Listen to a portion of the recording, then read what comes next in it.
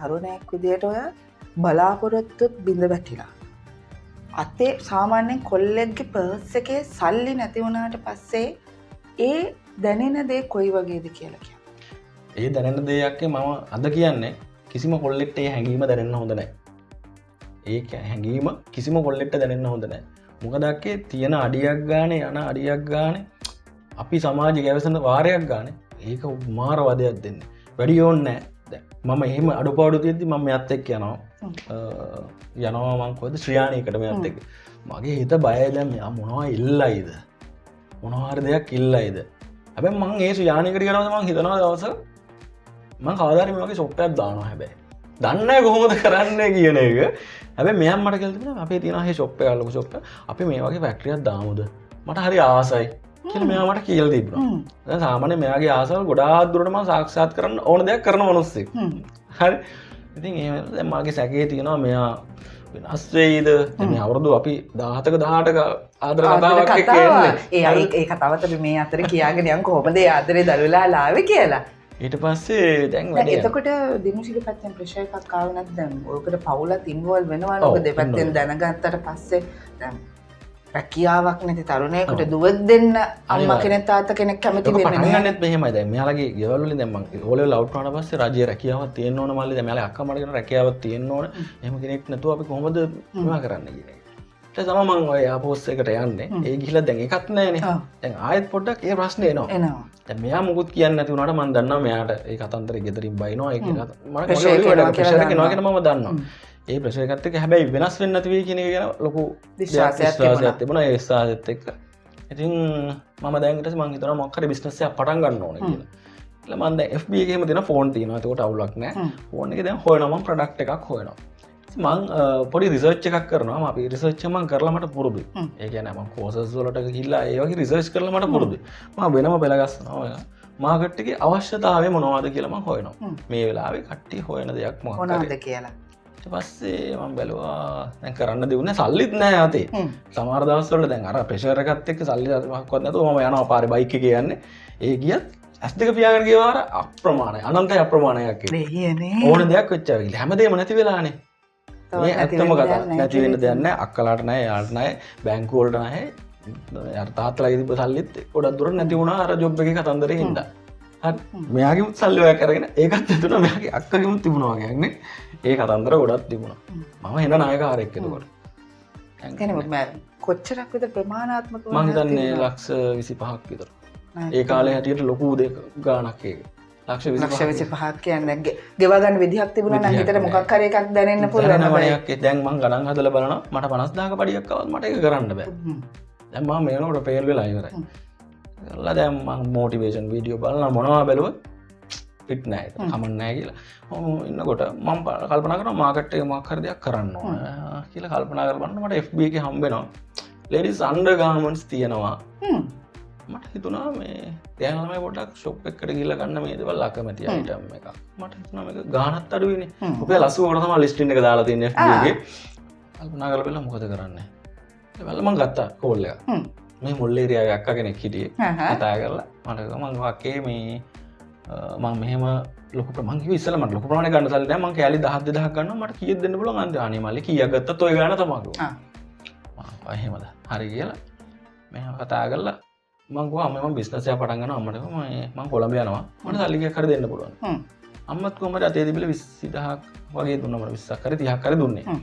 මෙයාත් සල්ලි ටිකක් දුන්නා ඒ ටිකත් අරගෙන ඒ ඩවුට් එකක් ආවේ නැද්ද ලේඩීස් අන්ඩර්ගාමන්ට්ස් මට විකුණ ගන්න පුළුවන් ඔය දැන් කොහොමද මේක කරන්නේ ඒක ඊට පස්සේ මම අපේ අක්කත් එක්ක ඒක මට කියන්න අමතකුණා අපේ අක්කත් එක්ක මම කතා කරනවා අක්කා එතකොට ස්මාර්ට් ෂර්ට් එකේ වැඩ කරනවා අක්කා කිව්වා ඔයා දැන් කලින් මම බල්බ් බිස්නස් එකක් කරලා තියෙනවා එයා පොසිද්දි එයා ඒකෙදි ඒ ගාමන්ට් එකේ කට්ටිය බල්බ් රික්වයර්ඩ් බල්බ් එක එළිය ලොකු ගාණක් නමුත් මට පොඩි ගාණකට හම්බෙන්න මම පොඩි ප්‍රොෆිට් එකක් තියන්න දෙනවා අක්කි සෙල් එක කරා වැඩේ ලස්සනට ගියා ඒකෙන් මම ඔය දැනට පදින බයික් එක අරන් තින්නේ ඒ බයික් එක ඒක ලස්සන නෙමෙයි හොඳටම ගිහිල්ලා තියෙනවා වැඩේ හරිද මේකෙන් මම නිවාඩු වෙනකොට කැම්ප් එකේ ඉඳන් මම රත්මලාන කැම්ප් එකේ හිටියේ නිවාඩු වෙනකොට බස් එකේ ලොකු බල්බ් ලෝඩ් එකක් දාගෙන ඉන්නේ AC බස් එනවනේ එයාලා මේ කතා කරලා කීයක් හරි දුන්නා මම එතන ගිය ගමන් බානවා ඊළඟ ඒ ටිකත් අරගෙන ගිහිල්ලා ඒ විදිහට ඒ බිස්නස් එකත් කරා දැන් මට කොන්ෆිඩන්ට් තියෙනවා මොනවා හරි කරන්න පුළුවන් කියන එක කොන්ෆිඩන්ට් තියෙනවා ඒත් අර ගාන වැඩිනේ ණයබර වැඩිනේ උඩට යන්න තියෙන ඒක තමයි ලොකුම අවුල දැන් අවුලක් නැහැ කියලා වැඩේ යදගෙන අම්මගේම සල්ලියක් කියලා චූටියක් මම ඉතින් කිව්වා ඔයා ගේනෝ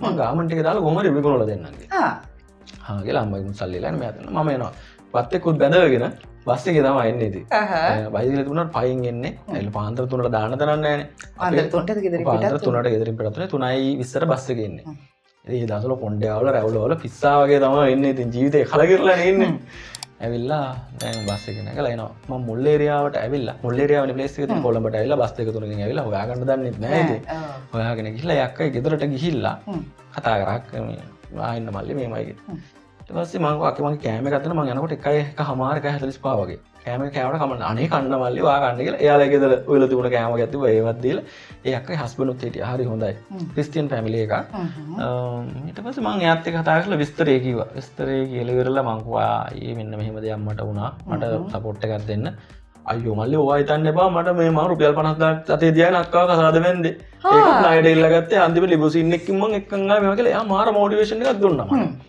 ඒක මට මාරවත් මම කියන්නේ එයා මාර විදිහට මම මානසික වැදුවා එයා වැටුනේ කොහොමද එයා වැටුණා එකෙන් නැගිට්ට එයාට විතර එහෙම තියෙන ෂොප් දෙක තුනක් මට ඒවා පෙන්නලා මට මාර මොටිවේට් එකක් හරි ඉතින් ඒ කාලෙම මේ මම ඔය වටපිටාවෙන් ෆාදර්ස්ලා එහෙම මම ආශ්‍රය කරනවා පොඩ්ඩක් ගිහිල්ලා ෆාදර්ස්ලාත් එක්ක කතා කරලා පුතේ ඔයා මෙහෙම කරන්න මට එහෙම මොටිවේෂන් පුත් ඒ ෆාදර්ස්ලා කිව්වොත් හම්බෙලා තිබුණා ඊට පස්සේ මේ කතන්දරෙත් එක්ක මම බඩු ටිකක් අරගෙන ඇවිල්ලා ඒ අය මම පෙටාවලින් දානවා ගෙනන් ගත්තද ඔක්කොම කෑලි 500ක් තිබුණා අන්ඩගම 500 තිබුණා 500 අරගෙන මං ආවා ගෙදර අරන් ඇවිල්ලා දැන් ගෙදර ආවා ඇවිල්ලා ගෙදර යනකොට දැන් අම්මලා එහෙම මූණ හරිනේ එකපාරට දැන් මම හැලුවනේ ඔය ඇලුවම ලේඩි සම මේ මොකද්ද මේ දැන් අපේ ෆැමිලි යනේනේ යක් එකපාරට අන්ඩගම සුරක් ගෙදර ගෙනත් දැම්මා මොරේ නිලම කෙනෙක් මොකද්ද මේ ගෙනාවේ කියලා අම්මට එකපාරට කන්ෆියුස් වෙන්නේ නැති නේද ඊට පස්සේ අම්ම හෝ පිළිස් දාන්න එපා පේන්න අර කාමරේට දාන්න කියලා තාත්තා එහෙම මේ දකි එහෙම කියලා කියන්නේ පොඩ්ඩක් ඒ තියෙන සංස්කෘතික පටපිටාව ඒක සාමාන්‍යයි මට හිතුණා ඒක ආයෙම වෙන්නේ නැති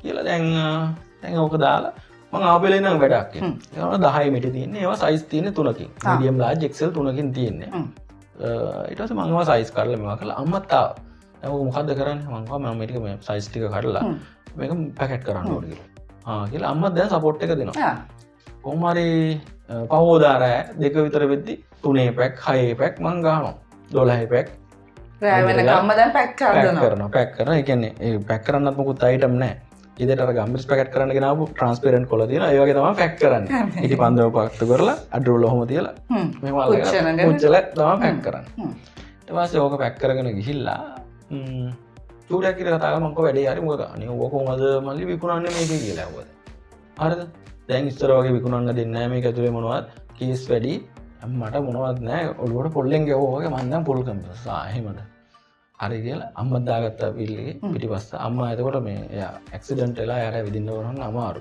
පොඩි පොඩි සපෝට් එකක් දෙනවා එයාට ඇවිදින්න අමාරුයි ගිහිල්ලා දිගනේ තියෙන ෂොප් එකක් ෂොප් එකෙන් මං අහනවා ලොකු ෂොප් මෙහෙම තියෙනවා මේ ගන්නවද මම දැන් 84 නේ ගත්තේ ඔයාලා ගන්නවද මොකද කරන්නේ කියලා මම අහනවා අනේ ඒවා ගන්න විදියක් නෑ මම 115ක් හරි 20ක් හරි තමයි කිව්වේ බෑ අපිට ඊට වඩා අඩුවට එනවා මම 100ක්වත් දෙන්න බෑයිද කියලා අහනවා බෑ පුතේ ඔයාම කරන්න අමාරු වෙනවා ඊපස්සේ ඒක විතරයි ගියේ වෙන කිසි තැනකට ආයේ ගියේ නෑ මට හිතුණා මේ මොනවන්ඩි වෙන්න බෑනේ මම අර මොනවා කරත් මගේ අර හිතේ දෙනවා මම යකෝ මම ඉන්ස්ට්‍රක්ටර් කෙනෙක් හිටපු මොකටද මෙච්චර වෙන්නේ කියලා ඒක තියෙනවා හිතේ මම ඒ ටිකත් අරගෙන ගෙදර ඇවිල්ලා මම කල්පනා කරනවා මේක කොහොම හරි සමාජ අතරට යවන්න ක්‍රමයක් තියෙනවද ඒ වෙනකොට මගේ Facebook එකේ Facebook account එකක් ඉන්නවා ප්‍රොෆයිල් එකේ මගේ personal profile එක අදට profile එකක් තියෙනවා ඒක මම කියන්න ඉතින් ඒ personal profile එකේ මගේ නම තියෙනවා ඒක ඊට පස්සේ මම බලනවා 5000ක් ඉන්නවනේ friendsලා 5000ක් ඉන්නවා 5000 පිටලා තිබ්බේ 5000 පිරලා තියෙනවා මෙයාලට දාන්න පුළුවන් දැම්මොත් මේ 5000න් දකින්නේ කියලා මම කල්පනා කරලා මම ටග් ගාලා මොකද කරන්නේ මගේ history එකේ තියෙන ඔක්කොම delete කරලා දානවා මගේ පර්සනල් ෆොටෝස් අනම්මනම් අවුරුදු ගානක ඒවා ඔක්කොම ඩිලීට් කරනවා 2013 හදපු account එක හරි 2020 අවුරුදු 7ක ඩීටේල් ඩිලීට් කරනවා කියන මාර්ගය ඔක්කොම ඩිලීට් කරනවා ඔක්කොම ඩිලීට් කරලා නම දානවා කැන්ඩි ෆැෂන් කියලා ඔක තමයි කැන්ඩි ප්‍රොෆයිල් එක චේන්ජ් කරනවා ප්‍රොෆයිල් එකේ නම චේන්ජ් කරනවා කැන්ඩි ෆැෂන් කියලා මට කොහොම මේක ආවද කියලා මන් දන්නේ මම නුවරනේ මම ඔය කැන්ඩි කියන කෑල්ලට මාර ආදරේ ඒකත් එක්ක ෆැෂන් කියන කෑල්ල දාලා මගේ මොකද මගේ ඒලා බලාපොරොත්තු තිබුණා මේක විතරක් නෙවෙයි ඉස්සරහට තව රෙදි කරනවා කියන බලාපොරොත්තුව තිබුණා